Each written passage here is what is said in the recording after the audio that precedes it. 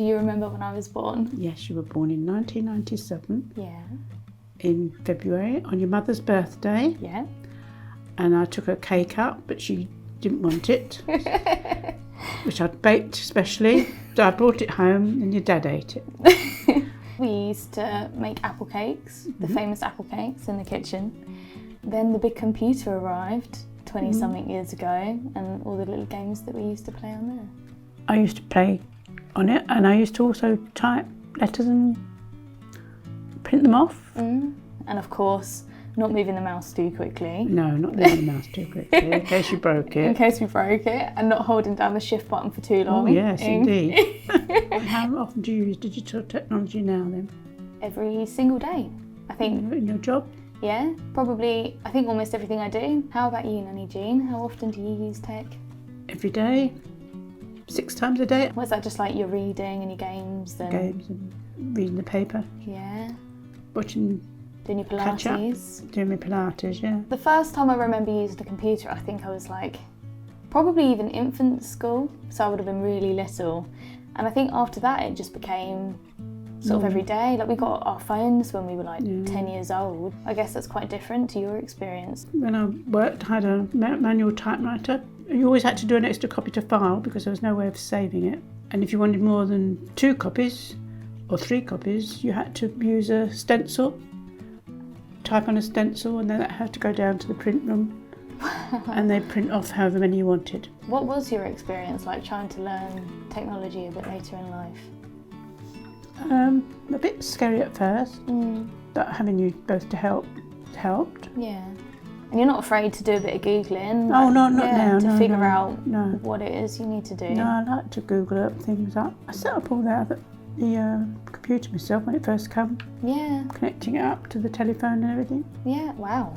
I mean, I don't even think we have that now. I think somebody else does that for you these days in terms of like internet and stuff, so you're ahead of the times.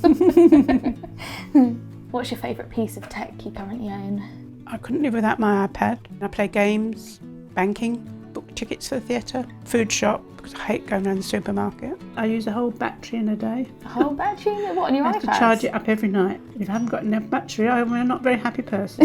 I think I'm going to have to be like really basic and just say my phone, because it's like one of the main pieces of tech I own. So what would happen if you lost your phone? That's what I always think, because if you lost your phone, that's it, isn't it? Well, I guess because I have online accounts for stuff anyway, so I could still access it like from a laptop. Like nothing is ever properly lost. But if my laptop broke and I needed to work, that would be a different that would be different. Yeah.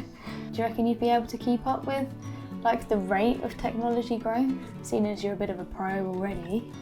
I hope so. I hope I keep my faculties enough to be able to do it. I've got to keep up, otherwise I'll be behind you, won't I? I'll be able to. That's true. Can't have that. What do you think is going to happen with technology, how it's going to evolve? Can't imagine, because I never imagined it'd be like this. Yeah. It's unbelievable, really. I suppose things will just get like faster and more efficient and quicker, and we'll think of fancy new ways of doing stuff. There's always going to be a point where I guess everyone in the world is going to face something that they don't understand or know how to use. It's important for everyone to be online because of the access. So many services use tech now, and you need to kind of have access to that to be able to like fully make the most of online banking or your GP services, for example.